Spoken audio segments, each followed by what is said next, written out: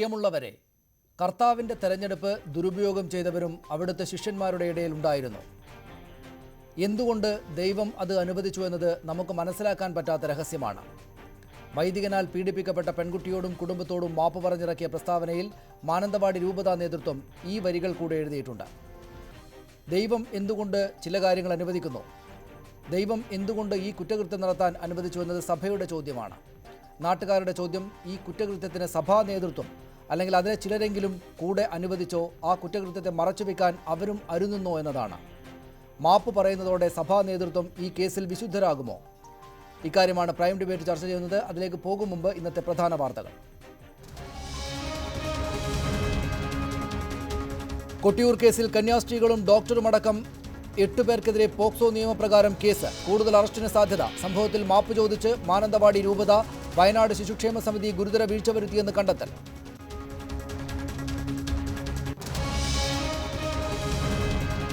RSS നേതാവ് Kundan ചന്ദ്രാവത്തിനെതിരെ Ujjaini police കേസെടുത്തു. കേസെടുത്തത് ദുർബല വകുപ്പുകൾ മാത്രം ചുമത്തി. ആവശ്യമെങ്കിൽ അറസ്റ്റെന്ന് പോലീസ്. കേസ് പരിഹാസ്യമെന്ന് സീതാറാം യെച്ചൂരി. UAPA ചുമത്തേണ്ട കേസെന്ന് കോടിയേരി ബാലകൃഷ്ണൻ. മുഖ്യമന്ത്രിയുടെ സുരക്ഷ കൂട്ടി.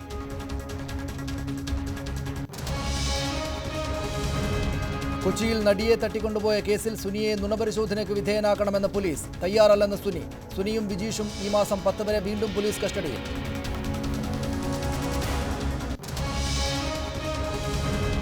നാസിക്കിൽ മരിച്ച സൈനികൻ റോയ് മാത്യുവിന് നാടിന്റെ അന്ത്യാഞ്ജലി. മൃതദേഹം മെഡിക്കൽ കോളേജിൽ വീണ്ടും പോസ്റ്റ്മോർട്ടം ചെയ്തു. മരണകാരണം അറിയും വരെ നിയമപോരാട്ടമെന്ന് ബന്ധുക്കൾ.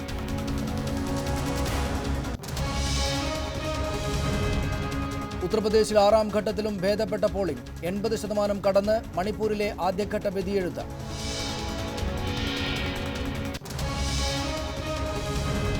ബംഗളൂരുവിലും അടിപതറി ഇന്ത്യ. ആദ്യ ഇന്നിംഗ്സിൽ 189 പുറത്ത്. നഥാൻ ലിയോണിന് 8 വിക്കറ്റ്. ചെറുത്തുനിന്നത് 90 റൺസെടുത്ത ലോകേഷ് രാഹുൽ മാത്രം.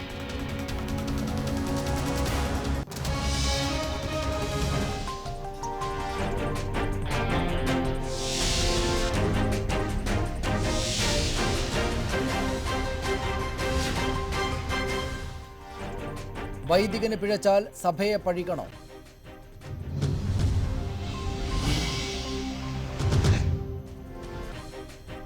കൊട്ടിയൂരിൽ പ്രായപൂർത്തിയാകാത്ത പെൺകുട്ടിയെ വൈദികൻ പീഡിപ്പിച്ച കേസിൽ 8 പേർക്കെതിരെ പോക്സോ നിയമപ്രകാരം കേസെടുത്തു. പ്രതികളിൽ 5 പേർ കന്യാസ്ത്രീകളാണ്. സംഭവത്തിൽ മാനന്തവാടി രൂപത മാപ്പ് പറഞ്ഞു. ഫാദർ റോബിൻ വടക്കുംചേരി, ഡോക്ടർമാർ കൂടിയായ സിസ്റ്റർ ടെസി ജോസ്, സിസ്റ്റർ ആൻസി മാത്യു, ദത്തർക്കൽ കേന്ദ്രത്തിലെ sister Aneesa, sister Ophelia, sister Lissy Maria, Mathruvedi അംഗമായ തങ്കമ്മ നെല്ലിയാനി, ഡോക്ടർ ഹൈദരാലി എന്നിവരാണ് പ്രതികൾ. കേസിൽ ഫാദർ റോബിൻ വടക്കുംചേരിയാണ് 1ാം പ്രതി. ഇടവക അംഗവും മാതൃവേദി അംഗവുമായ തങ്കമ്മ നെല്ലിയാനിയാണ് 2ാം പ്രതി. ക്രിസ്തുരാജ ആശുപത്രിയിലെ ഡോക്ടറായ സിസ്റ്റർ ടെസി ജോസ് 3ാം പ്രതിയും ഡോക്ടർ ഹൈദരാലി, സിസ്റ്റർ ആൻസി മാത്യു എന്നിവർ 4ഉം 5ഉം പ്രതികളാണ്. ആശുപത്രിയുടെ ചുമതലയുള്ള സിസ്റ്റർ ലിസി മരിയ 6ാം പ്രതിയും സിസ്റ്റർ അനീസ, സിസ്റ്റർ ഒഫീലിയ എന്നിവർ 7ഉം 8ഉം പ്രതികളാണ്. പ്രതികളിൽ 3 പേർ ഒളിവിലാണ്. Thankamma Nelliyani, sister Aneesa, sister Ophelia എന്നിവരാണ് ഒളിവിൽ പോയത്. അതേസമയം സംഭവത്തിൽ മാനന്തവാടി രൂപത മാപ്പ് പറഞ്ഞു. ഇരയുടെയും കുടുംബത്തിന്റെയും കണ്ണീര് തന്റേതു കൂടിയാണെന്ന് മാനന്തവാടി രൂപത മെത്രാൻ ജോസ് പെരുന്നേടം വിശദീകരണ കുറിപ്പിൽ പറഞ്ഞു.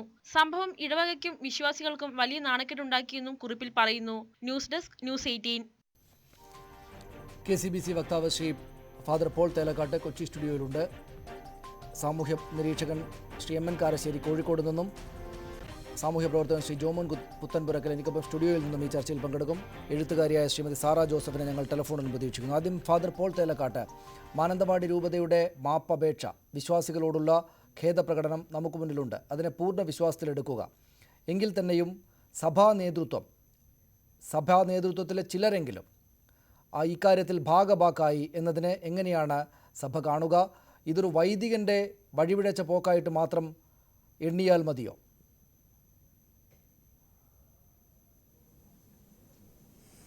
തീർച്ചയായിട്ടും ഇത് ഒരു വൈദികൻ്റെ വഴിപിഴച്ച പോക്ക് തന്നെയാണ്. അദ്ദേഹത്തിൻ്റെ ജീവിതത്തിലുണ്ടായിരുന്ന പരാജയമാണ്. അത് വൈദിക ജീവിതത്തിലെയും സന്യാസ ജീവിതത്തിലെയും അദ്ദേഹത്തിൻ്റെ അച്ചടക്കത്തിൻ്റെ ആത്മനിയന്ത്രണത്തിൻ്റെയും തരത്തിലുണ്ടായ ഒരു ദൈവഭയമില്ലാത്ത ഒരു ജീവിതത്തിൻ്റെ ദുരന്തമാണ്. ആ ദുരന്തത്തെ ആരെങ്കിലും മറവ് ചെയ്തോ അതിനുള്ള കൂട്ടാളികളായോ എന്നുള്ള ഗൗരവമായ പ്രശ്നമാണ്. ഇത് ഗൗരവമായി എടുക്കേണ്ടത് തന്നെയാണ്. കത്തോലിക്കാ സഭയുടെ ഇന്നത്തെ ഫ്രാൻസിസ് മാർപ്പാപ്പ കർശനമായ ഈ സംബന്ധിച്ച നിലപാടുകളും നിയന്ത്രണങ്ങളും ഒക്കെ എല്ലാ മെത്രാന്മാരെ അറിയിച്ചിട്ടുണ്ട്, സഭാംഗങ്ങളെ അറിയിച്ചിട്ടുണ്ട്. സീറോ ടോളറൻസ് എന്ന മാർപ്പാപ്പയുടെ പദപ്രയോഗം വളരെ ശ്രദ്ധേയമാണ്. ഇവിടെ ഒരു അച്ഛനെ സഹപ്രവർത്തകൻ ഒരാൾ വഴിപിഴച്ചു എന്ന് കണ്ടാൽ സഹപ്രവർത്തകനായതുകൊണ്ട് കാണിക്കുന്ന ദയാദാക്ഷിണ്യമോ അനുകമ്പയോ കാണിക്കാൻ പോകുമ്പോൾ അത് ഇരയോട് ചെയ്യുന്ന വലിയ അപരാധമായി മാറുമെന്ന തിരിച്ചറിവാണ് ഫ്രാൻസിസ് മാർപ്പാപ്പയെ കർശനമായ ഈ നിലപാടെടുക്കുന്നതിന് പ്രേരിപ്പിച്ചിട്ടുള്ളത്. അതാണ് എല്ലാ മെത്രാന്മാരെ അറിയിച്ചിട്ടുള്ളത്. ഇവിടെ ദുഃഖത്തോടെ ഞാൻ പറയട്ടെ, പാശ്ചാത്യ നാടുകളിൽ ചില മെത്രാന്മാരും കർദിനാളന്മാരും വരെ ഇതിൻ്റെ പേര് രാജിവെച്ചൊഴിയേണ്ട സന്ദർഭങ്ങൾ ഉണ്ടായിട്ടുണ്ട്. അത് ഇവിടെ ഉണ്ടാകുമോ എന്നുള്ളതാണ് നമ്മുടെ പ്രശ്നം. അതുകൊണ്ട് എന്ത് തരം നിയമ നടപടികളാണ് ഉണ്ടാകുക എന്നുള്ളതും എനിക്ക് പറയാനാകില്ല. തീർച്ചയായിട്ടും കത്തോലിക്കാ സഭയെ സംബന്ധിച്ചിടത്തോളം ഇതൊരു ദുരന്തമാണ്, ഒരു പാതകമാണ്. ഇതിൽ ക്ഷമ പറയുക മാത്രമല്ല, ഇതിൽ ജാഗ്രത ഉണ്ടാകണം, ഇത് ആവർത്തിക്കാനുള്ള നടപടികൾ ഉണ്ടാകണം. അതിന് കർശനമായ നിയന്ത്രണങ്ങളും നിരീക്ഷണങ്ങളും നടപടികളും ആത്മീയവും അല്ലാത്തതുമായ നിയമപരവുമായ നടപടികൾ ഉണ്ടാകുക തന്നെയാണ് ആവശ്യമായിട്ടുള്ളത്.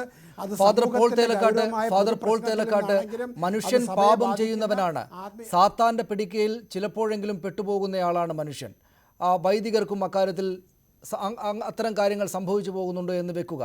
അത് ഇങ്ങനെയൊരു ക്രൂരമായ കൃത്യം ചെയ്തിട്ടുണ്ട് എന്നത് അവിടെ നിൽക്കുമ്പോൾ തന്നെയും ഈ ആശുപത്രി അധികൃതർ സഭാ നേതൃത്വത്തിലുള്ള ആളുകളാണ്, സഭയുടെ നിയന്ത്രണത്തിലുള്ള ആശുപത്രിയാണ്. ഈ ശിശുക്ഷേമ സമിതിയുടെ തലപ്പത്തിരിക്കുന്ന ആളുകൾ ഈ പറയുന്ന നേതൃത്വത്തിൽപ്പെട്ട ആളുകളാണ്. ഒരു കുറ്റകൃത്യം നടന്നു, അത് വഴിപിഴച്ച പോക്കാണ്, വല്ലാത്ത തോതിലുള്ള പാപമാണ് ഈ വൈദികൻ ചെയ്തിട്ടുള്ളത് എന്നൊക്കെ അറിഞ്ഞതിന് ശേഷവും ഇദ്ദേഹത്തെ രക്ഷിക്കാനായി ശ്രമിച്ചു എന്നത് എത്രക്ക് ഗുരുതരമായ രോഗം ഈ സഭയ്ക്കകത്തുള്ള ആളുകളെ ബാധിച്ചിട്ടുണ്ട് എന്നത് കാണുന്നുണ്ടോ? ഫ്രാൻസിസ് മാർപ്പാപ്പ, അദ്ദേഹത്തെ പോലുള്ള മഹത് വ്യക്തിത്വങ്ങൾ, സഭയുടെ മുന്നിൽ നടക്കുന്ന ആളുകൾ, താങ്കളെപ്പോലുള്ള ആളുകളൊക്കെ ഏതൊക്കെ നിലക്ക് ഗുണപരമായ കാര്യങ്ങൾ എടുത്താലും അവയ്ക്കൊന്നും വഴങ്ങാത്ത വിധത്തിലുള്ള വിഷവിത്തുക്കൾ ഇതിനകത്തുണ്ട് എന്നത്, അല്ലെങ്കിൽ അത് ഈ സംവിധാനത്തിൻ്റെ തന്നെ പിഴവാണ് എന്നത് അങ്ങനെ തന്നെ കാണേണ്ടതല്ലേ? സംവിധാനത്തിന് പിഴവ് വന്നിട്ടുണ്ടെങ്കിൽ രണ്ട് കാര്യങ്ങൾ ഇവിടെ ശ്രദ്ധിക്കേണ്ടതുണ്ട്. ഒന്ന്, സംവിധാനത്തിൽ പിഴവ് വന്നിട്ടുണ്ടെങ്കിൽ നിയമ നടപടികൾ, ഒരു രാഷ്ട്രത്തിൻ്റെ നിയമങ്ങൾ അവർക്കൊക്കെ വിധേയമാണ്, ആ നിയമ നടപടികൾ നടത്തേണ്ടിയിരിക്കുന്നു. അതോടൊപ്പം തന്നെ മറ്റു കാര്യം പറയാം, ഇവിടെ കന്യാസ്ത്രീകളുണ്ട്. ഇവരൊക്കെ മാനുഷികമായ നിലപാടുകൾ എടുത്തപ്പോൾ വന്ന പരാധീനതകളാണോ അതോ ബോധപൂർവം നടത്തിയ കുറ്റകൃത്യങ്ങളാണോ എന്ന് തിരിച്ചറിയേണ്ടിയിരിക്കുന്നു.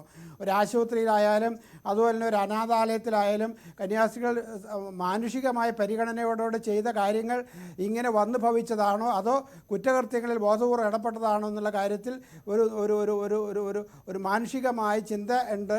അതൊന്ന് വ്യവച്ഛേദിച്ച് വേണമെന്ന് പരിഗണിക്കാൻ. ഈ കുറ്റകൃത്യം നടത്തിയ അത്തൻ്റെ ആ വൈദികൻ്റെ തലത്തിൽ മാത്രം ഈ കന്യാസ്ത്രീകളെ കാണാൻ ഞാൻ തയ്യാറില്ല. അവർ ഇത് നടത്തിയത് എങ്ങനെയാണ്, ഇതിൽ വീഴ്ച വരുത്തിയത് എന്നെങ്ങനെയാണെന്ന് പോലീസും മറ്റുള്ളത് അന്വേഷിച്ച് നടപടിയെടുക്കട്ടെ എന്ന് മാത്രമാണ് എനിക്ക് പറയാനുള്ളത്. തീർച്ചയായിട്ടും രാഷ്ട്രീയ നിയമങ്ങൾ എല്ലാവർക്കും ബാധകമാണ്. ആ നിയമത്തിൽ നിന്ന് പുറത്താകാൻ ആരും ശ്രമിക്കുകയും ചെയ്യരുത്. ഞാൻ തിരിച്ചു വരാം. ശ്രീ എം എൻ കാരശ്ശേരി, മനുഷ്യർ ഒന്നിച്ചു നിന്ന് പ്രവർത്തിക്കുന്ന പലതരം ആശയങ്ങളുടെ പേരിൽ, വിശ്വാസത്തിൻ്റെ പേരിൽ പ്രവർത്തിക്കുന്ന സംവിധാനങ്ങൾക്കകത്ത് ഉള്ള വ്യക്തികൾക്ക് ഇത്തരത്തിലുള്ള കുറ്റകൃത്യങ്ങളിൽ ഏർപ്പെടാനുള്ള വാഞ്ച സാധാരണഗതിയിൽ ഉണ്ടാകാറുണ്ട്, അത് നടത്താറുമുണ്ട്. അങ്ങനെ കണ്ടാൽ മതിയോ ഇതിനെ? അതായത് ആ സംവിധാനത്തെ ആകെ തന്നെയും കുറ്റപ്പെടുത്തുക, സഭ എന്ന സംവിധാനത്തെ ആകെ തന്നെയും കുറ്റപ്പെടുത്തുന്ന കാര്യങ്ങളിലേക്ക് പോകേണ്ടതുണ്ടോ? ഈ സഭയ്ക്കകത്തുള്ള നിയന്ത്രണങ്ങളും കാർക്കശ്യം നിറഞ്ഞ രീതികളും എന്നാൽ അതിനകത്ത് വളരെ ഉദാരമായി കിട്ടുന്ന പിഴവുകളും ഒക്കെ തന്നെയാണ് അതിനകത്തുള്ള വ്യക്തികളെ കുറ്റകൃത്യത്തിലേക്ക് പ്രേരിപ്പിക്കുന്നത് എന്ന ഒരു നിരീക്ഷണത്തിലേക്ക് നമ്മൾ എത്തേണ്ടതുണ്ടോ?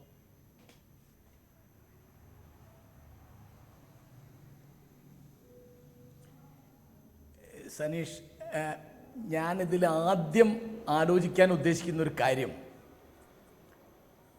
ഫ്രാൻസിസ് മാർപ്പാപ്പ എനിക്ക് വലിയ ബഹുമാനമുള്ള ഒരു മാർപ്പാപ്പയാണ്. അദ്ദേഹം ഒരിക്കൽ ചെയ്തത് ഈ ക്രൈസ്തവ വൈദികർ കുട്ടികളോടും സ്ത്രീകളോടും കാണിച്ച ലൈംഗികമായ അക്രമത്തിന് മാപ്പ് പറയാണ്.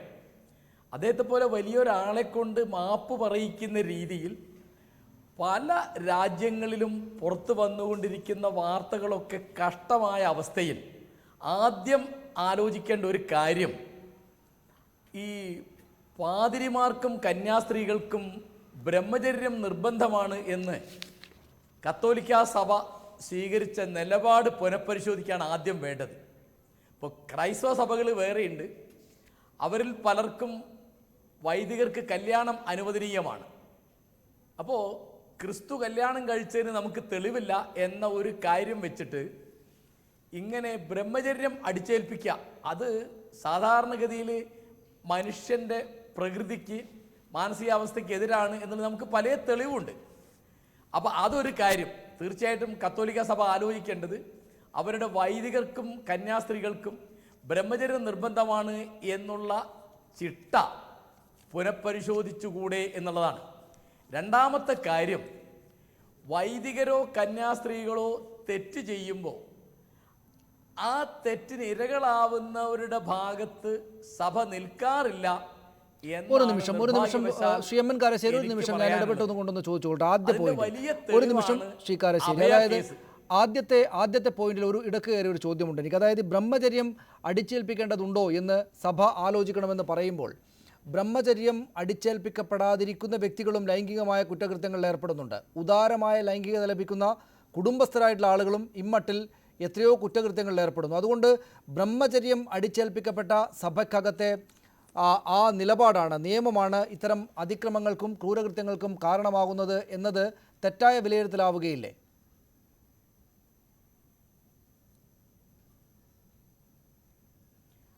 അത് മാത്രമാണ് കാരണം എന്നല്ല ഞാൻ പറയുന്നത്. ഇപ്പോൾ ഒരു വൈദികൻ അല്ലെങ്കിൽ കന്യാസ്ത്രീ അവർക്ക് ലൈംഗികമായ ദാരിദ്ര്യം, അതിൻ്റെ ഒരു പട്ടിണി ഉണ്ട് എന്ന് നമുക്കറിയാം. ഇപ്പോൾ നമ്മൾ അഭയ കേസ് എടുത്തു നോക്കിയാൽ അത് കാണാം. അങ്ങനെ അനവധി കേസുകളിൽ ഇപ്പോൾ തീർച്ചയായിട്ടും നിങ്ങൾ പറഞ്ഞ വളരെ ശരിയായൊരു കാര്യമാണ്. വിവാഹിതരായി കുടുംബസ്ഥന്മാരായി ഗൃഹസ്ഥരായി ജീവിക്കുന്ന ആളുകൾ ഇങ്ങനെ എത്രയൊക്കെ ചെയ്യുന്നുണ്ട്. പക്ഷേ നമ്മളിപ്പോൾ ഈ ക്രൈസ്തവ സഭയിൽ മാത്രമല്ല, ഇപ്പോൾ കഴിഞ്ഞ ദിവസങ്ങളിൽ ഒരു പൂജാരി 7 വയസ്സുള്ള ഒരു കുട്ടിയോട് ഇങ്ങനെ കാണിച്ചതിൻ്റെ വാർത്ത തിരുവനന്തപുരത്ത് നിന്ന് വന്നിരുന്നു. ഇപ്പോൾ കുടുംബസ്ഥന്മാരായി ജീവിക്കുന്ന മുസ്ലിം പുരോഹിതന്മാരുടെ ഇടയ്ക്ക്, മദ്രസ അധ്യാപകരുടെ ഇടയ്ക്ക് ഇത്തരം കുറ്റം ചെയ്യുന്ന ആളുകളുണ്ട്. ഞാൻ പറയുന്നത് ഇത്തരം സാഹചര്യങ്ങൾ ഒഴിവാക്കാനുള്ള പല ഉപാധികളിൽ ഒരു ഉപാധിയായിട്ടാണ് ഞാൻ പറഞ്ഞത്. വ്യക്തമാണ്. ആ ബ്രഹ്മചര്യം ഒഴിവാകുന്നതോടുകൂടി ഇത്തരം കൃത്യങ്ങൾ ഇല്ലാതെയാവുന്നല്ല, ബ്രഹ്മചര്യം കൂടി അതിൻ്റെ ഒരു സാഹചര്യം ഒരുക്കുന്നതിൽ ഒരു പങ്കുണ്ടോ എന്ന് ആലോചിക്കണം എന്ന് ഞാൻ പറഞ്ഞത്. അതായത് ക്രൈസ്തവ സഭകളിൽ, കത്തോലിക്ക സഭയല്ലാത്ത സഭയിൽ കല്യാണം അനുവദിക്കുന്ന സഭകളുണ്ട്. അപ്പോൾ രണ്ടാമത്തെ കാര്യം ഞാൻ പറഞ്ഞു മുഴുവനാക്കിയില്ല. അതായത് അഭയ കേസിൽ നമ്മൾ കണ്ട മാതിരി ഇരയുടെ ഭാഗത്തല്ല, കുറ്റവാളിയുടെ ഭാഗത്താണ് സഭ നിൽക്കുക എന്ന് ഒരു അവസ്ഥ ഉണ്ടായിരുന്നു. അതിപ്പോൾ 25 കൊല്ലമാകുമ്പോഴാണ് അഭയ കേസിന്. അത് മാറുന്നു എന്നുള്ളത് വളരെ നല്ലൊരു ലക്ഷണമാണ്. അതിൽ മാധ്യമങ്ങൾ, പ്രത്യേകിച്ച് നവമാധ്യമങ്ങൾ, ഫേസ്ബുക്ക്, ട്വിറ്റർ മാതിരിയുള്ള സോഷ്യൽ മീഡിയ ഒരു പങ്ക് വഹിക്കുന്നുണ്ടെന്നാണ് ഞാൻ വിചാരിക്കുന്നത്. ഇപ്പോൾ ചേകനൂർ കേസിലോ അഭയ കേസിലോ സത്നാംസിൻ്റെ കേസിലോ ഒക്കെ മതപൗരോഹിത്യം എപ്പോഴും ഇരകൾക്കെതിരായൊരു നിലപാടെടുത്തിരുന്നു. അതിലൊരു മാറ്റം കാണുന്നുണ്ട്. അത് വളരെ ശുഭോദർക്കമായൊരു കാര്യമാണ്. ഇന്നിപ്പോൾ മാനന്തവാടി രൂപത മാപ്പ് പറഞ്ഞു എന്നത് ഞാൻ വളരെ നല്ലൊരു ലക്ഷണമായിട്ടാണ് കാണുന്നത്. കാരണം കുറ്റവാളികളെ രക്ഷിച്ചാൽ മാത്രമേ സഭയുടെ അന്തസ്സ് നിലനിൽക്കുകയുള്ളൂ എന്നുള്ള തെറ്റിദ്ധാരണയിൽ നിന്ന് സഭ പുറത്തു കിടക്കുന്നു. ഇരകളുടെ കഷ്ടം മനസ്സിലാക്കുകയും അതിൻ്റെ കൂടെ നിൽക്കുകയും ചെയ്യുന്നതാണ് ക്രൈസ്തവത, അതാണ് നീതി, അതാണ് മതം, അതാണ് ക്രിസ്തുമാർഗം എന്നൊരു നിലപാടിലേക്ക് അവർ വളരുന്നുണ്ട് എന്നുള്ളത് തീർച്ചയായിട്ടും നല്ല കാര്യമായിട്ടാണ് ഞാൻ വിചാരിക്കുന്നത്. വേറൊരു പ്രധാന കാര്യമുള്ളത്, ഇവിടുത്തെ മതക്കാരെപ്പോഴും പറയാറുള്ളതാണ് ഞാനൊരു നിമിഷം താങ്കളിലേക്ക് തിരിച്ചു വരാം ആ പോയിന്റ് വ്യക്തമാക്കാൻ വേണ്ടി. ശ്രീ ജോമോൻ പുത്തമ്പുരക്കൽ, മാനന്തവാടി രൂപതയുടെ, ശ്രീ കാരശ്ശേരി, ഞാൻ താങ്കളിലേക്ക് തിരിച്ചു വരാം. മാനന്തവാടി രൂപതയുടെ മാപ്പപേക്ഷ നമുക്ക് മുന്നിലുണ്ട്. അതിനെ ശുഭോദർക്കമായൊരു കാര്യമായി മനസ്സിലാക്കുകയും വേണം. അങ്ങനെ വിശ്വാസത്തിൽ തന്നെ എടുക്കണം എന്ന് വെച്ചാൽ തന്നെയും അതുപോലും ഇരയായിട്ടുള്ള കുടുംബത്തിന് മേലുള്ള ഒരു സമ്മർദ്ദം മാത്രമാണ്.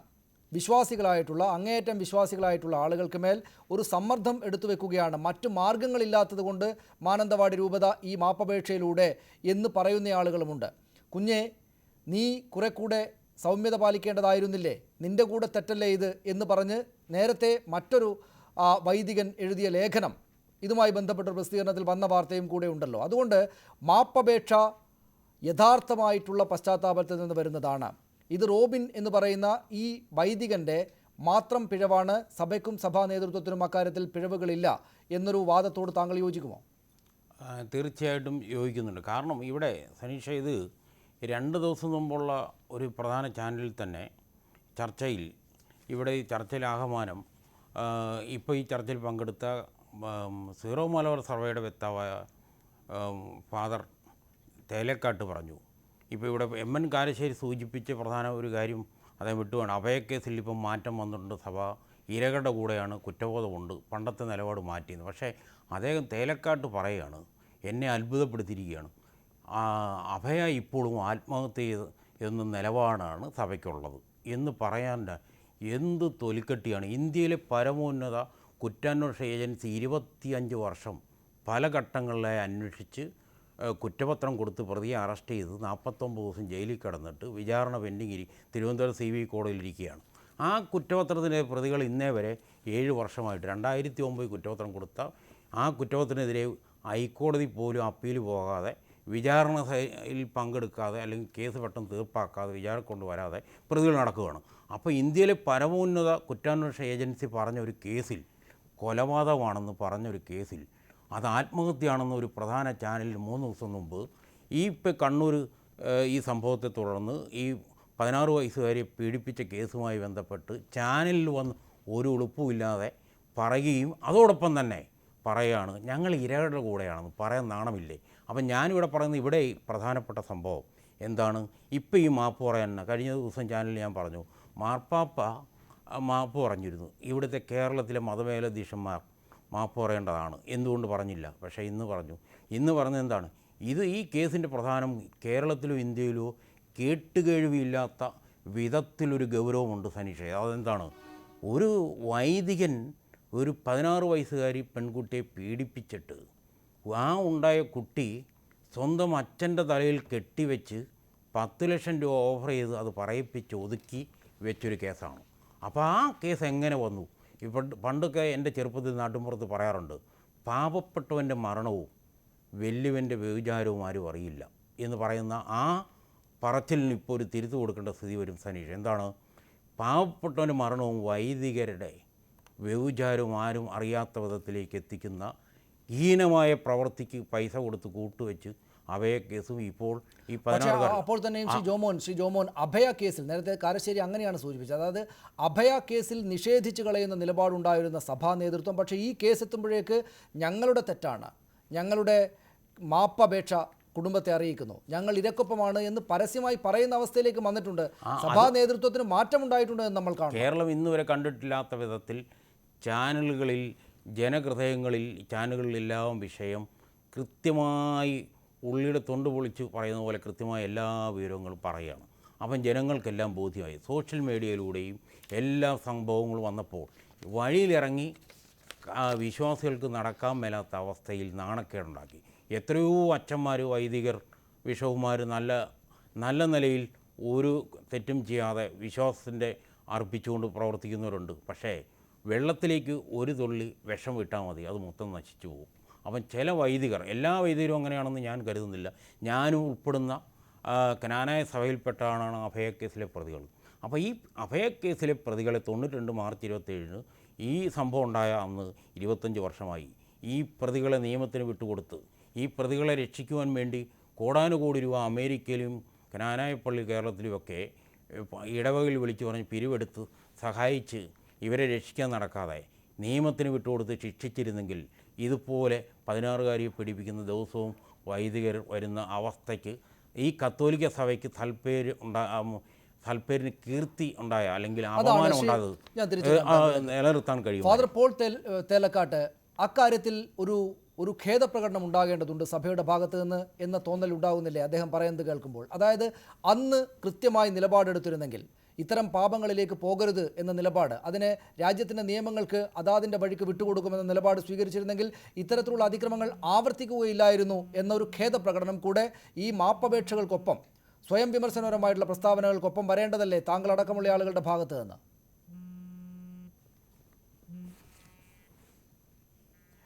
ജോമൻ, എൻ്റെ പ്രിയ സുഹൃത്ത് ജോമൻ പുത്തപ്പരക്കലിന് അഭയ കേസ് ചർച്ച ചെയ്യാൻ താല്പര്യമുണ്ടാകാം. എനിക്ക് അത്രയും താല്പര്യമൊന്നുമില്ല. അഭയ കേസിൽ ഈ പ്രതികളെ ആരും വിട്ടുകൊടുക്കാതിരിക്കുക, പ്രതികൾ അവിടെ തന്നെയുണ്ട്. അതുകൊണ്ട് പ്രതികളെ ശിക്ഷിക്കാനോ കോടതി നടത്താനോ ഒരു സമ്മർദ്ദം ആരും ഉണ്ടാക്കുന്നില്ല. അഭയ കേസിൽ ലൈംഗികമായി ഇവരൊക്കെ ഈ അഭയെ പീഡിപ്പിച്ചു എന്ന ആരോപണവുമില്ല, അങ്ങനെയുള്ള പ്രശ്നവുമില്ല. അതുകൊണ്ട് അഭയ കേസും ഇതും തമ്മിൽ കൂട്ടിക്കുഴയ്ക്കാൻ ഞാൻ തയ്യാറില്ല എന്ന് എനിക്ക് പറയേണ്ടിയിരിക്കുന്നു. തീർച്ചയായിട്ടും ഇപ്പം നടന്ന കേസ്, നമ്മൾ ചർച്ച ചെയ്യുന്ന കേസിൽ ആ കേസ് ചർച്ച ചെയ്യുകയാണെങ്കിൽ മറ്റതിനെക്കുറിച്ച് ക്ഷമ ചോദിക്കണോ ഇല്ലയോ എന്നുള്ള പ്രശ്നം ആ കേസിൻ്റെ തീരുമാനമാകട്ടെ. ഈ പറഞ്ഞ പ്രതികൾ ശിക്ഷിക്കപ്പെട്ടായിട്ടൊന്നും ഒരവസ്ഥയില്ലല്ലോ, അതിനെക്കുറിച്ച് വരട്ടെ, അപ്പോൾ നമുക്ക് പറയാം.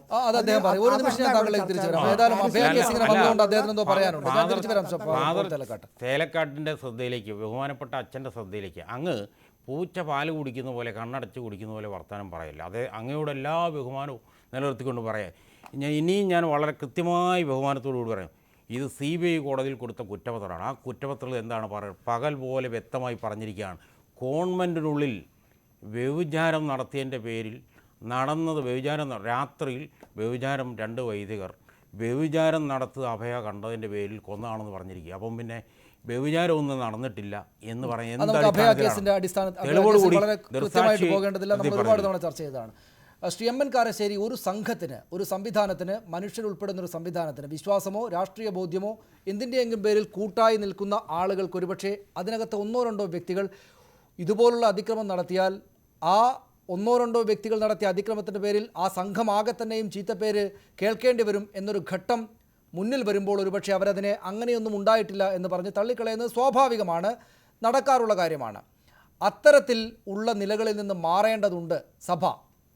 അങ്ങനെ മാറിയാൽ മാത്രമേ ഇത്തരം സംഭവങ്ങൾ ആവർത്തിക്കാതിരിക്കുകയുള്ളൂ ആകണമല്ലോ സ്വാഭാവികമായിട്ടും നമ്മൾ സ്വീകരിക്കേണ്ടുന്ന നിലപാട്. അക്കാര്യം താങ്കൾ നേരത്തെ സൂചിപ്പിച്ചു, കാലം കൊണ്ട് അഭയ കേസിൻ്റെ കാലത്ത് നിന്ന് ഇവിടെ എത്തുമ്പോഴേക്ക് മാറ്റമുണ്ടായിട്ടുണ്ട് എന്ന്. പക്ഷേ അപ്പോഴും അഭയ കേസിൽ ഇന്നതാണ് നിലപാട് എന്ന കാര്യത്തിലേക്ക് എത്താൻ ആളുകൾക്ക് പറ്റുന്നില്ല എന്നത് കൂടെ കാണേണ്ടതുണ്ട്. അത് ഭാവിയിൽ ഇത്തരം കുറ്റകൃത്യങ്ങളെ പ്രചോദിപ്പിക്കുന്ന ഒന്നായി മാറുമോ?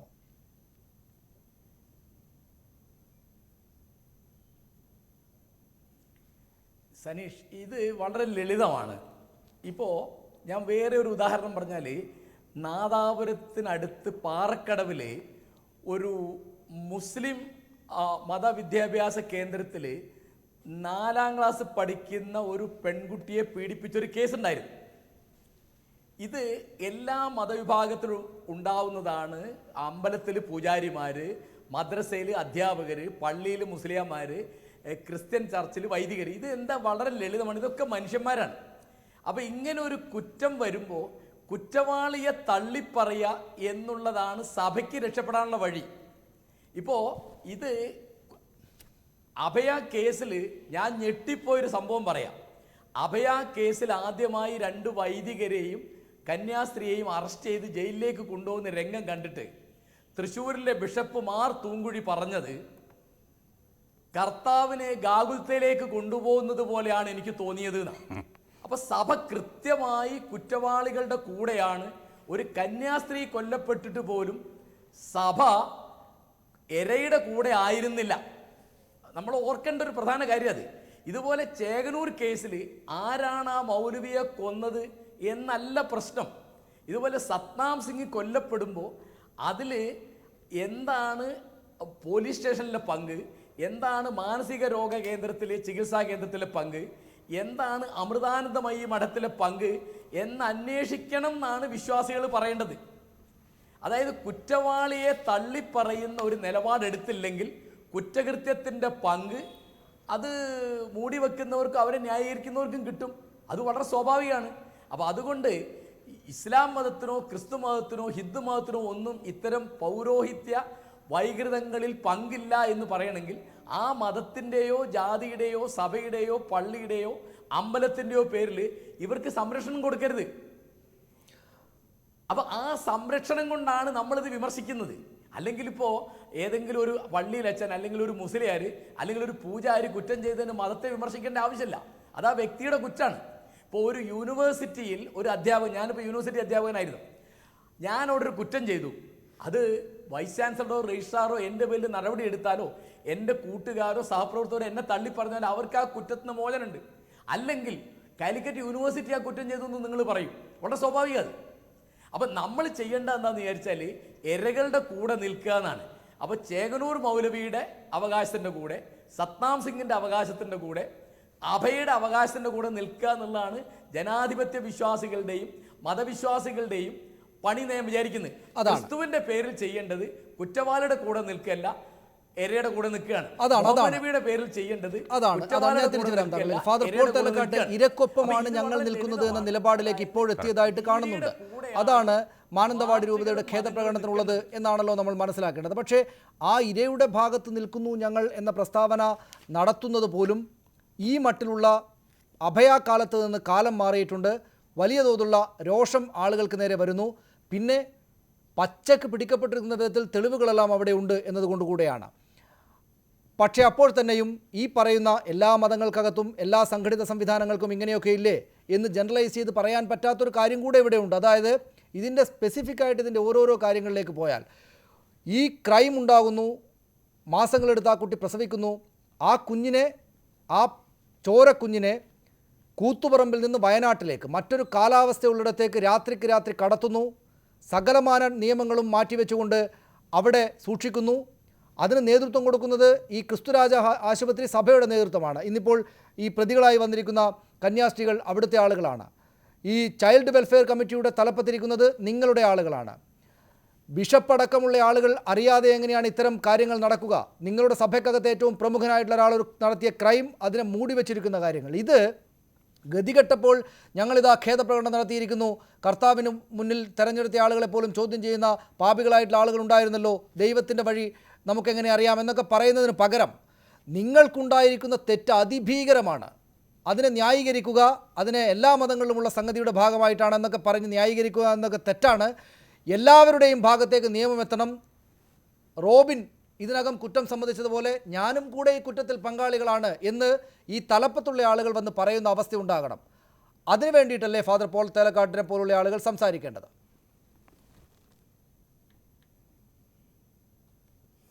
തീർച്ചയായിട്ടും നിങ്ങൾ പറയുന്നത് ശരിയാണ്. നിങ്ങൾ പറയുന്ന കാര്യം ഒരു ജനറൽ പ്രിൻസിപ്പിളാണ്, ഇരയുടെ കൂടെ നിൽക്കണമെന്ന്.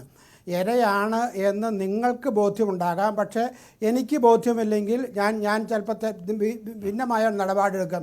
പോലീസ് ഒരു കേസിൽ ഇപ്പോൾ അഭയ കേസാണല്ലോ വീണ്ടും ഇവിടെ ചർച്ച ചെയ്യപ്പെടുന്നത്. അഭയ കേസിൽ 2 അച്ഛന്മാരെ അറസ്റ്റ് ചെയ്തു എന്നുള്ളത് ശരിയാണ്. ആ കേസിൽ ഇന്ന് വരെ കോടതിയുടെ വിധി ഉണ്ടായിട്ടില്ല എന്നുള്ളത് നമ്മൾ ഓർക്കുക. അങ്ങനെ ഒരു സാഹചര്യത്തിൽ എനിക്ക് ബഹുമാനമുള്ള കാരശ്ശേരി ഒരു വിധി പ്രഖ്യാപിച്ച് ആ നിലപാടെടുക്കണമെന്ന് പറഞ്ഞാൽ അത് എനിക്ക് ബുദ്ധിമുട്ടുണ്ടെന്ന് മാത്രമേ ഞാൻ പറഞ്ഞുള്ളൂ. അത് കോടതിയുടെയും നിയമത്തിൻ്റെയും പരിരക്ഷയിൽ വരുന്ന കാര്യമാണ്. ഇവിടെ നമുക്ക് ഈ മാനന്തവാടി ഉണ്ടായ പ്രശ്നത്തെക്കുറിച്ച് സംസാരിക്കാം. അതിനകത്ത് ഇപ്പോൾ പറഞ്ഞു വന്നിരിക്കുന്ന കാര്യം 2 കാര്യം എനിക്ക് പറയാനുണ്ട്. ഒന്ന്, ഇത് നടത്തിയ കുറ്റകൃത്യത്തിൻ്റെ വൈദികനുണ്ട്. ആ വൈദികൻ്റെ കാര്യത്തെക്കുറിച്ച് കൃത്യമായ നിലപാടെടുക്കേണ്ടതാണ്. അതിന് ക്ഷമ ചോദിച്ചാൽ ഒരു തെറ്റുമില്ല. ക്ഷമ ചോദിക്കുക മാത്രം കൊണ്ട് അത് അവസാനിക്കുന്നില്ല. കാര്യക്ഷമമായ നടപടികൾ വേണ്ടതാണ്, ഒന്നാമത്തെ കാര്യം. രണ്ടാമത്തെ കാര്യം, അതേ ഗൗരവത്തിലല്ല ഞാൻ കാണുന്നത്. കന്യാസ്ത്രീകൾ കുറ്റം ചെയ്തിട്ടുണ്ടെങ്കിൽ അത് മാനുഷികമായ നടപടികൾ ഉണ്ടായതിൻ്റെ ഫലമാണോ അതോ ബോധപൂർവ്വം അറിഞ്ഞ കുറ്റകൃത്യങ്ങൾ ചെയ്തതാണോ എന്ന കാര്യം ശ്രീ പോൾ തേലക്കാട്ട്, മാനുഷികമായിട്ടുള്ള കാര്യമാണോ ഈ കന്യാസ്ത്രീകളുടെ ഭാഗത്തു നിന്നുണ്ടായത് എന്ന് പറയുമ്പോൾ താങ്കൾ ഉദ്ദേശിക്കുന്നത് ഞങ്ങളുടെ സഹപ്രവർത്തകനും ആരാധ്യനുമായിട്ടുള്ള ഇദ്ദേഹം ഒരു കുറ്റത്തിൽ ചെന്ന് പെട്ടുപോയി, ഞങ്ങളാണല്ലോ സംരക്ഷിക്കേണ്ടത് എന്നതാണല്ലോ ഈ മാനുഷികത എന്ന കാര്യത്തിൽ താങ്കൾ ഉൾക്കൊള്ളിച്ചു വരുന്നത്? ഒരു കുറ്റം നടന്നാൽ, ഒരു പാപം, നിങ്ങളുടെ ഭാഷയിൽ പാപം നടന്നാൽ ആ പാപത്തിനൊപ്പം നിൽക്കുക എന്നതാണോ മാനുഷികത? അല്ല സുഹൃത്തെ, അങ്ങനെയല്ല. എന്താ തെറ്റ്? ഒരു കുട്ടിയെയോ ഒരു സ്ത്രീയെയോ പ്രസവിക്കാൻ ആശുപത്രിയിൽ കൊണ്ടുവരുമ്പോൾ, ഒരു കുട്ടിയെ അനാഥശാലയെ കൊണ്ടുകൊടുക്കുമ്പോൾ ആദ്യമായി പരിഗണിക്കേണ്ടതൊരു മാനുഷിക പ്രശ്നമുണ്ട്. അതിന് നിയമത്തിൽ ഒരു ബോധപൂർവം തെറ്റ് ചെയ്തു എന്നുള്ള രണ്ടാമത്തെ പ്രശ്നമാണ്. ഇത് അന്വേഷിക്കണമെന്നും ഒരു അതീതമല്ല എന്നുമാണ് ഫാദർ പോൾ തേലക്കാട്ട് ഈ കുട്ടിയുടേതായിട്ടുള്ള അഭിമുഖം തന്നെ ഒരു മാധ്യമം പ്രസിദ്ധീകരിച്ചിട്ടുണ്ട്. 10 ദിവസം മാത്രം പ്രായമായിട്ടൊരു കുഞ്ഞിനെ കൂത്തുപറമ്പിലുള്ള അതിൻ്റെ അമ്മയുടെ അടുത്ത് നിന്നും വയനാട് എന്ന മറ്റൊരു കാലാവസ്ഥയുള്ള സ്ഥലത്തേക്ക് വാഹനത്തിൽ കടത്തിക്കൊണ്ടുപോകുന്നതാണോ മാനുഷികത? അതിനൊപ്പം കൂട്ടുനിൽക്കലാണോ ഈ കന്യാസ്ത്രീകൾ അടക്കമുള്ള ആളുകൾ ചെയ്യേണ്ടത്?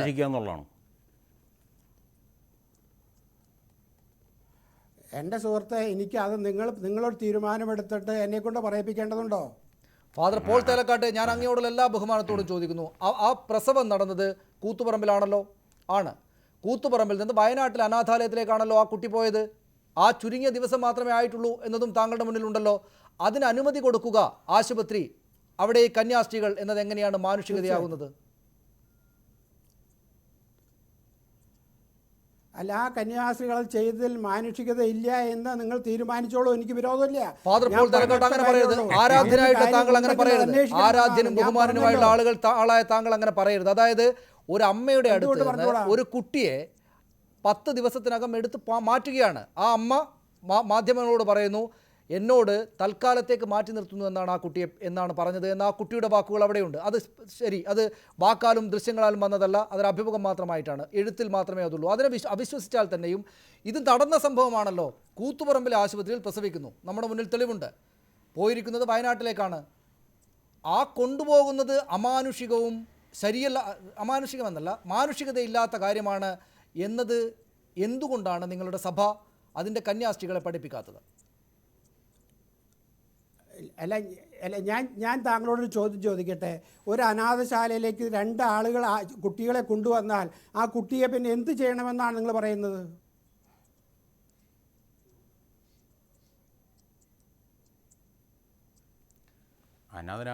ഫാദർ തേലക്കാട്ട്, ഈ പറയുന്നതെല്ലാം താങ്കൾ ഈ പറഞ്ഞത് വിശ്വസിക്കാമായിരുന്നു. എങ്ങനെ? ഈ അച്ഛനും അമ്മയും ചേർന്ന്, എന്ന് വെച്ചാൽ ഈ കുട്ടിയുടെ അച്ഛനും അമ്മയും ചേർന്ന് അവരെ അവിടെ ചെന്ന് കൊണ്ടുചെന്ന് എത്തിക്കുന്നു എന്നതാണ് നടന്നെങ്കിൽ നമുക്കത് വിശ്വസിക്കാമായിരുന്നു. പക്ഷേ ഒരു ക്രൈം നടന്നിട്ടുണ്ട്.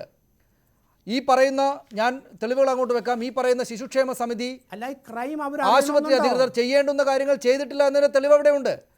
ഇത് നേരത്തെ അറിഞ്ഞ ആളുകൾ, ഇതിങ്ങനെ ഒരു ക്രൈമിൻ്റെ ഭാഗമായിട്ട് നടന്നതാണെന്ന് അറിഞ്ഞിരിക്കുന്ന ആളുകൾ അവിടെ നിന്ന് അങ്ങോട്ടേക്ക് രായ്ക്രാമാനം മാറ്റുകയാണ്. അല്ലാതെ ഈ പ്രസവിച്ച കുട്ടിയുടെ അച്ഛനും അമ്മയും ചേർന്ന് ഈ നാണക്കേട് മറക്കാൻ വേണ്ടി കൊണ്ടുപോയി ആക്കിയതല്ല. അങ്ങനെ ആക്കിയതാണെങ്കിൽ തന്നെയും പാലിക്കേണ്ടുന്ന നടപടിക്രമങ്ങൾ അവിടെ പാലിച്ചിട്ടില്ല.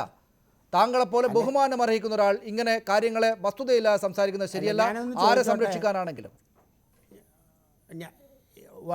ഞാൻ ഒറ്റ കാര്യം ഞാൻ ചോദിച്ചോട്ടെ, ഈ അപ്പനും അമ്മയും മാത്രമേ കുട്ടിയെ ഒരു അനാഥാശാല കൊണ്ടുപോകാനാവുള്ളൂ? നിയമം അത്രേ ഉള്ളൂ?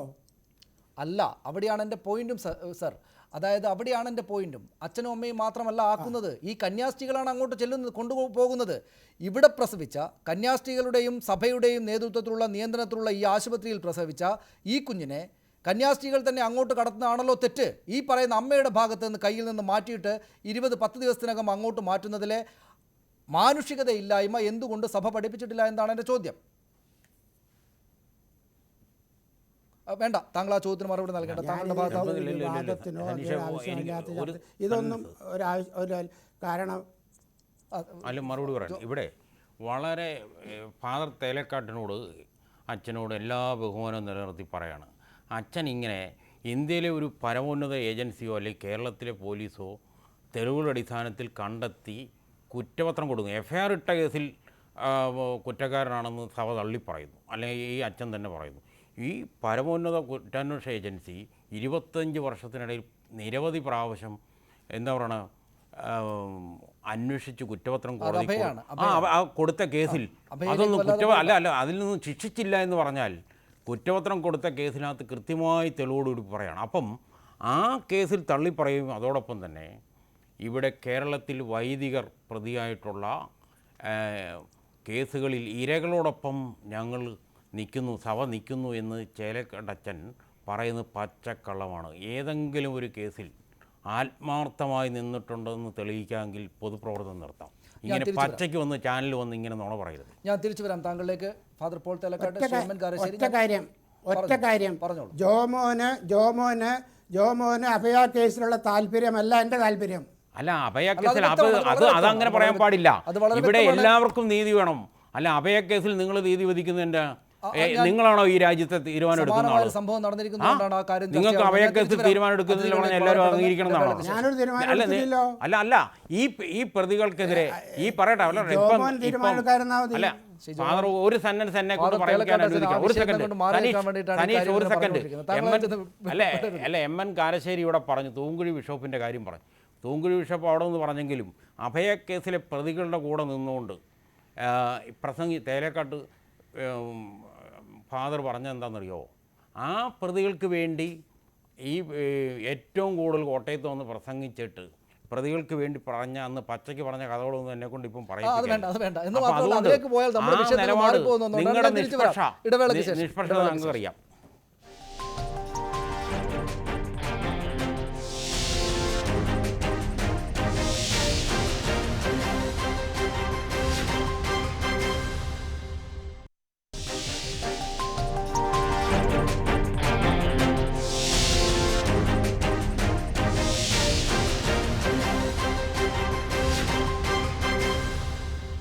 ശ്രീ എം എൻ കാരശ്ശേരി, ഇത്തരം കാര്യങ്ങളിൽ യഥാർത്ഥമായ ഖേദം ഈ സംവിധാനങ്ങൾക്കുണ്ട് എന്ന് കണക്കാക്കാൻ പറ്റുമോ?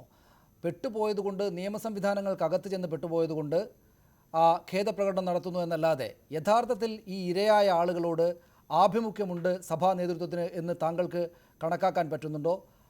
താങ്കൾ കണക്കിലെടുക്കേണ്ടുന്ന ഒരു കാര്യം, ഒരു വൈദികനായിട്ടുള്ള ആൾ തന്നെ എഴുതിയ ലേഖനത്തിൽ, സഭാ പ്രസിദ്ധീകരണത്തിൽ എഴുതിയ ലേഖനത്തിൽ ആ കുട്ടിയോടാണ് ചോദ്യങ്ങൾ ഉന്നയിക്കുന്നത്. കുട്ടി താങ്കൾ കൂടെ ഇക്കാര്യത്തിൽ കുറ്റക്കാരിയല്ലേ എന്ന ചോദ്യമാണ് അദ്ദേഹത്തിൻ്റെ ഭാഗത്ത് നിന്ന് വന്നത്.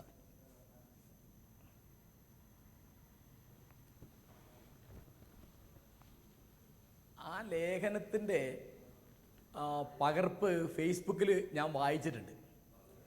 ആ ലേഖനം അവർ പിൻവലിച്ചു. അപ്പോൾ അതൊരു സൂചനയായിട്ട് എടുക്കണം. പിന്നെ മാനന്തവാടി രൂപത മാപ്പ് പറഞ്ഞു. മാപ്പ് പറയുക എന്നുള്ളത് നമ്മുടെ ജനാധിപത്യത്തിൻ്റെ ഒരു വിജയമാണ്. അതും നമ്മൾ സതുദ്ദേശപൂർവ്വം എടുക്കണം. കാരണം മാപ്പ് പറഞ്ഞു എന്ന് പറയുമ്പോൾ അത് ഞങ്ങൾ ഉത്തമ വിശ്വാസത്തിൽ എടുക്കുന്നില്ല എന്നുള്ള ജാതി നമ്മൾ പറഞ്ഞാൽ അവരെ നമ്മൾ മാറാൻ വിടുന്നില്ല എന്നതിൻ്റെ അർത്ഥം. അത്രയും നമ്മൾ പോരെന്നാണ് എൻ്റെ അഭിപ്രായം.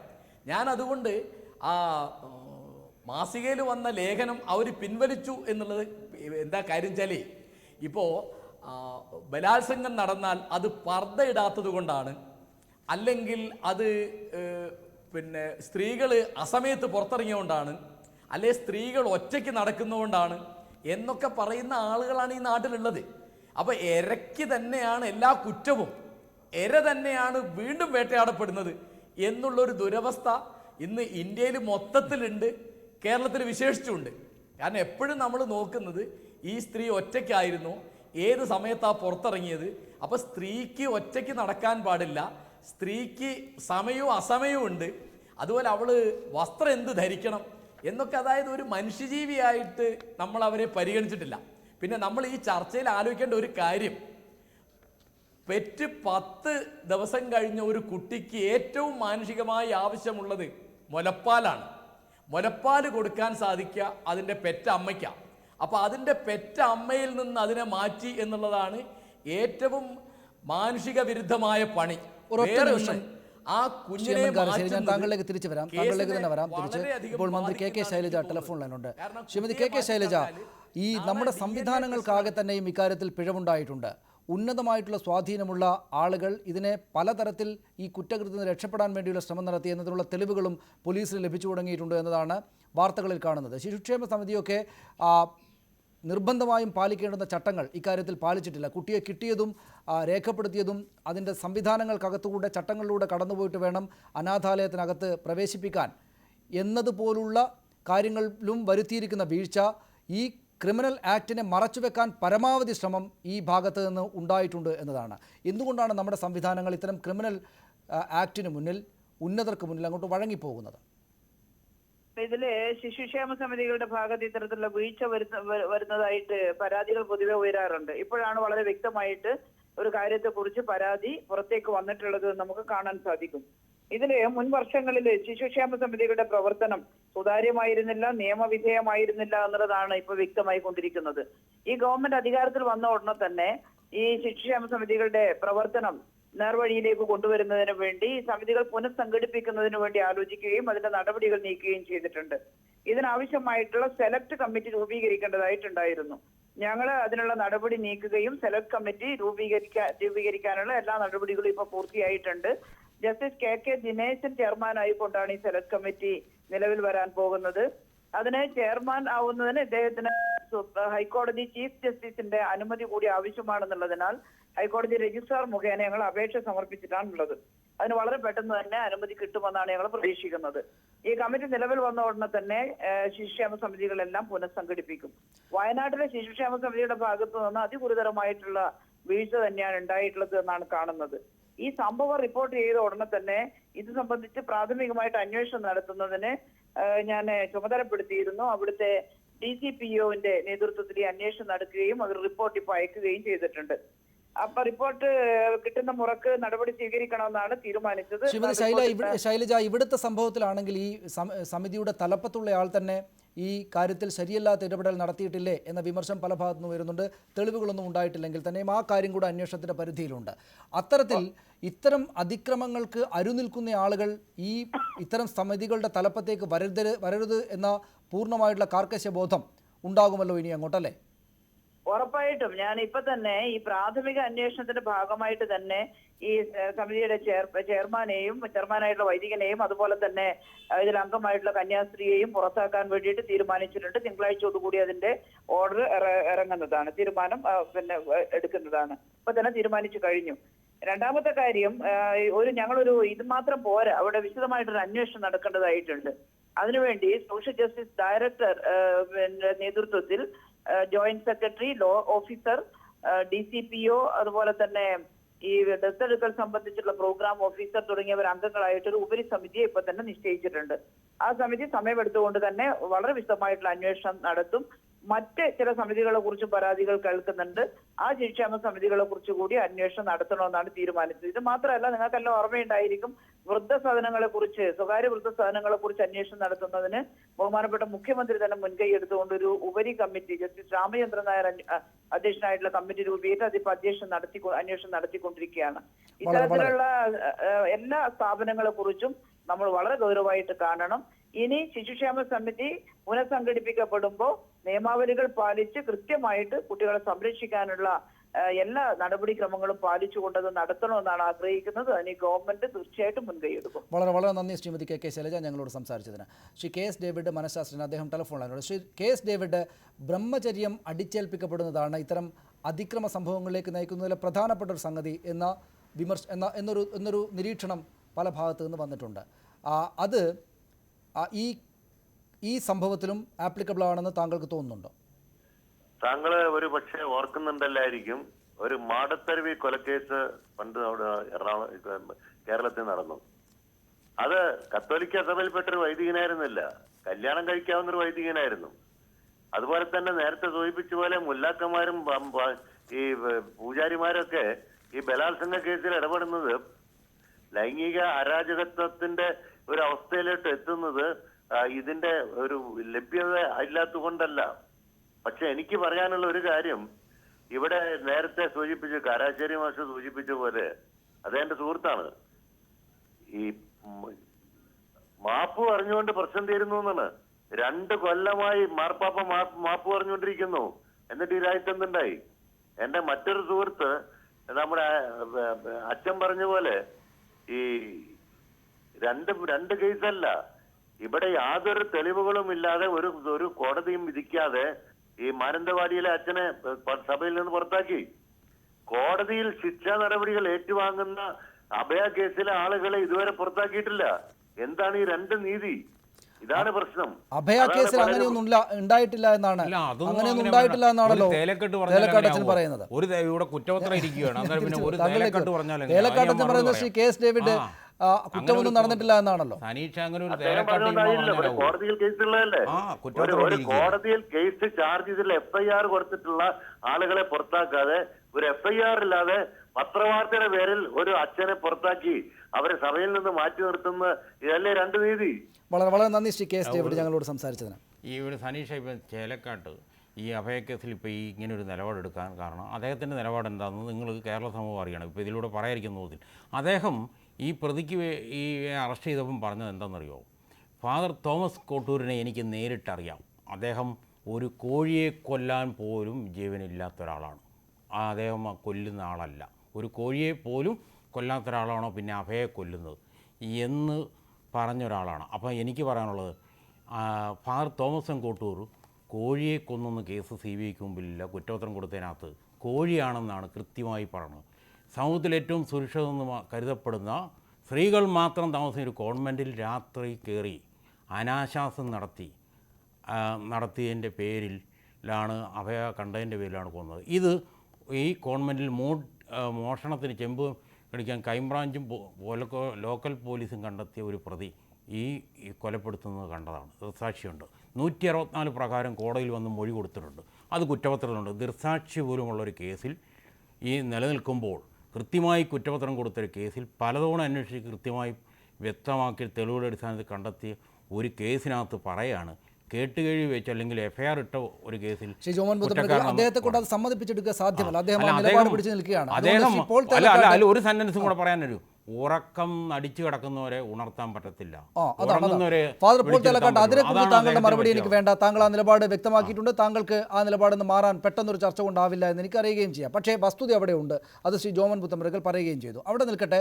ഈ റോബിൻ്റെ കേസിൽ ഇപ്പോഴുണ്ടായിരിക്കുന്ന ഈ സംഭവത്തിൽ നിങ്ങൾ ഈ നിലപാടൊക്കെ സ്വീകരിക്കുന്നു. പക്ഷേ ഇപ്പോൾ വരുന്നുണ്ടല്ലോ ഒരുപാട് വാർത്തകൾ. ഈ പറയുന്ന റോബിൻ തന്നെയും എത്രയോ ഇതുപോലുള്ള ക്രൈമുകൾ നടത്തിയിട്ടുണ്ട്. അദ്ദേഹത്തെ ആദ്യത്തെ സ്കൂളിൽ നിന്ന് പുറത്താക്കിയത് ഒരു കുട്ടിയെ ബുദ്ധിമുട്ടിച്ചതിന് ആണ് എന്നതടക്കമുള്ള വാർത്തകൾ വരുന്നു. 10-20 ആളുകളെ കടത്തിയിട്ടുണ്ട്, ലൈംഗികമായിട്ട് ആ പെൺകുട്ടികളെ പീഡിപ്പിച്ചിരിക്കാൻ സാധ്യതയുണ്ട് എന്നൊക്കെ വരുന്നത് നാട്ടിലെ പ്രധാനപ്പെട്ട മാധ്യമങ്ങളിലൊക്കകത്താണ്. അപ്പോൾ എല്ലാത്തരം ചെറിയ ചെറിയ സംഗതികളെയും ചെറുതല്ലാവയൊന്നും ചെറുത് എന്ന് കണ്ട് ചെറിയ ചെറിയ സംഗതികളായി കണ്ട് പൊതിഞ്ഞു വെക്കുക.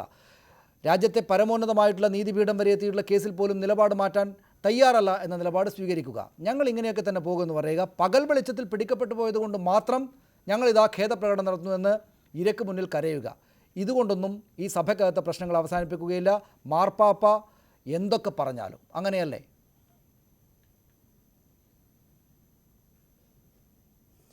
സനീഷ്, ഒരു കാര്യം ഞാൻ വ്യക്തമായിട്ട് പറയട്ടെ. ഞാൻ ഒറ്റ കാര്യം പറഞ്ഞുള്ളൂ.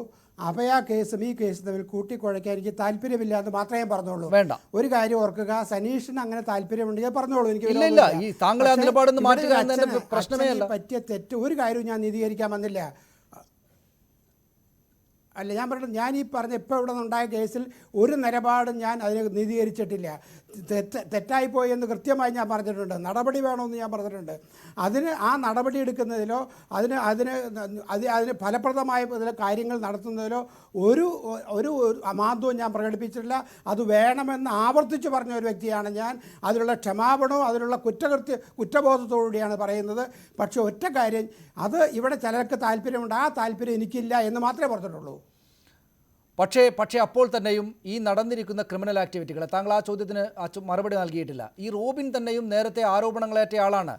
ഇത് ആദ്യത്തെ സംഭവം ആവുകയില്ല എന്നതിന് വളരെ സ്വാഭാവികമായുള്ളൊരു ആലോചന മതി നാട്ടുകാർക്ക് ഇതുമായി ബന്ധപ്പെട്ട് ആലോചിച്ചാൽ. അതുകൊണ്ട് ഇത്തരം സംഭവങ്ങളെ മൂടി വെക്കുന്നത് വലിയ ദോഷമുണ്ടാക്കുന്നുണ്ടോ എന്നത് കാണുന്നുണ്ടോ താങ്കൾ?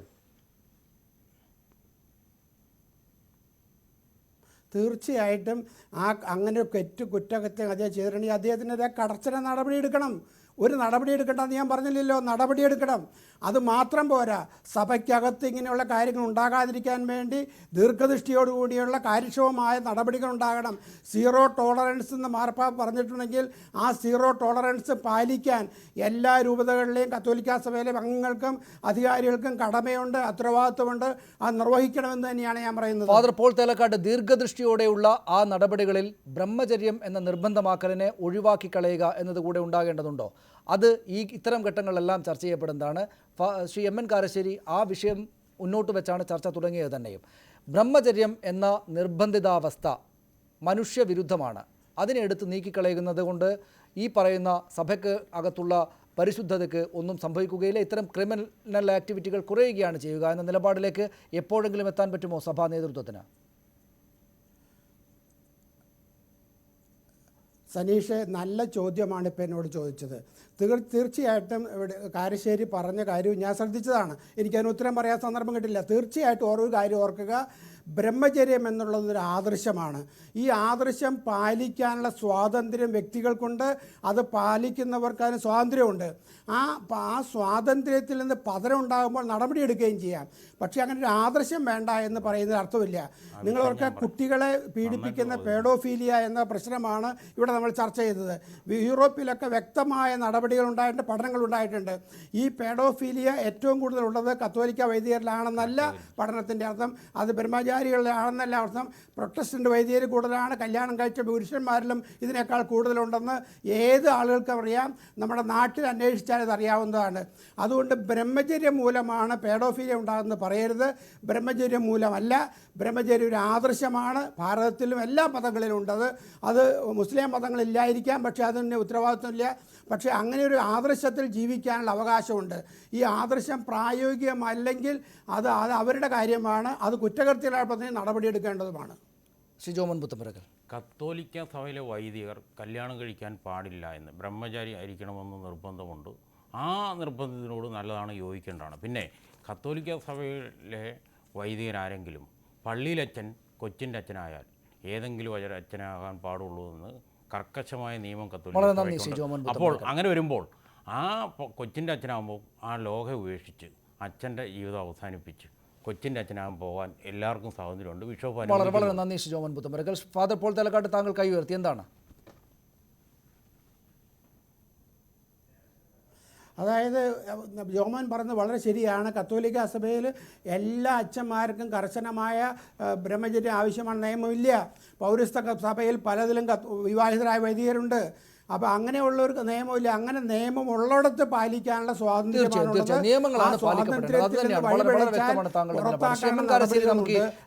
അവസാനിപ്പിക്കാം. പാപം വളരെ സഹജമാണ് മനുഷ്യർക്ക്. പ്രായശ്ചിത്തം വഴി അതിനെ അതിജീവിക്കുക എന്നതല്ലാതെ മറ്റു മാർഗങ്ങളൊന്നുമില്ല. ഒരു സംവിധാനത്തിനകത്തുള്ള സഹപ്രവർത്തകർ ഒരു കുറ്റകൃത്യം ചെയ്യുമ്പോൾ അതിനെ മൂടിവെക്കുക, അയാൾക്കൊപ്പം നിൽക്കുക എന്നതും സഹജമായിട്ടുള്ള കാര്യമാണ്. ഇതൊക്കെ ശരിയാണോ എന്ന് ചോദിച്ചാൽ ശരിയല്ല, പക്ഷേ അങ്ങനെ ഉണ്ടാകാറുണ്ട്. അതുകൊണ്ട് ഈ പറയുന്ന പ്രായശ്ചിത്തം, ഇന്നത്തെ ഖേദപ്രകടനം പോലുള്ള ഫാദർ പോൾ തേലക്കാട്ടൊക്കെ ചിലയിടങ്ങളിൽ സമ്മതിക്കുന്ന പോലുള്ള പ്രായശ്ചിത്തം മതിയാകുമോ ഇത്തരം ക്രിമിനൽ ആക്ടിവിറ്റികളിൽ നിന്ന് ആളുകളെ പിന്തിരിപ്പിക്കാൻ?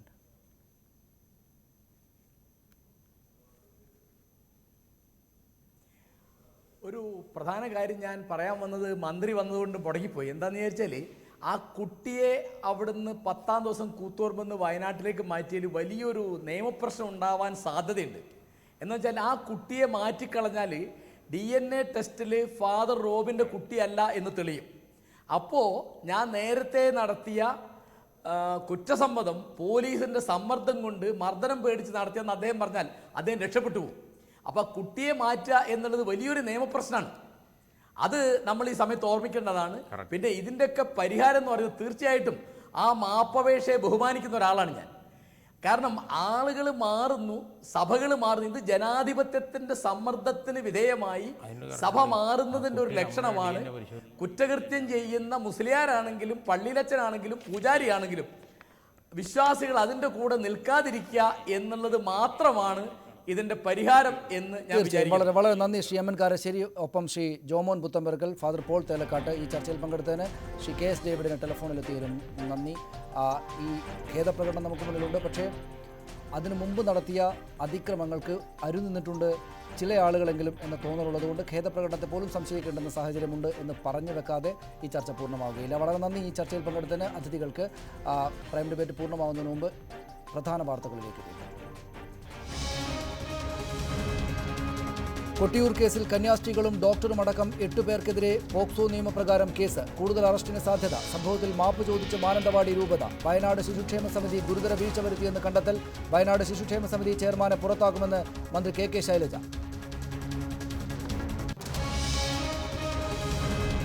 RSS നേതാവ് കുന്ദൻ ചന്ദ്രാവത്തിനെതിരെ ഉജ്ജയിനി പോലീസ് കേസെടുത്തത് ദുർബല വകുപ്പുകൾ മാത്രം ചുമത്തി. ആവശ്യമെങ്കിൽ അറസ്റ്റെന്ന് പോലീസ്.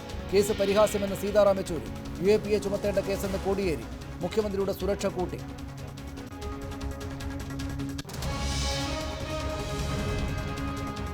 കൊച്ചിയിൽ നടിയെ തട്ടിക്കൊണ്ടുപോയ കേസിൽ സുനിയെ നുണപരിശോധനയ്ക്ക് വിധേയനാക്കണമെന്ന് പോലീസ്. തയ്യാറല്ലെന്ന് സുനിയും വിജീഷും ഈ മാസം 10 വരെ വീണ്ടും പോലീസ് കസ്റ്റഡിയിൽ.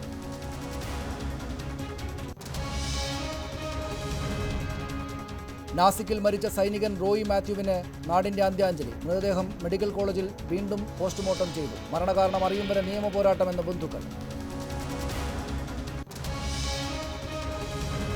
ഉത്തർപ്രദേശിൽ 6ാം ഘട്ടത്തിലും ഭേദപ്പെട്ട പോളിംഗ്. 80% കടന്ന് മണിപ്പൂരിലെ ആദ്യഘട്ട വിധിയെഴുത്ത്.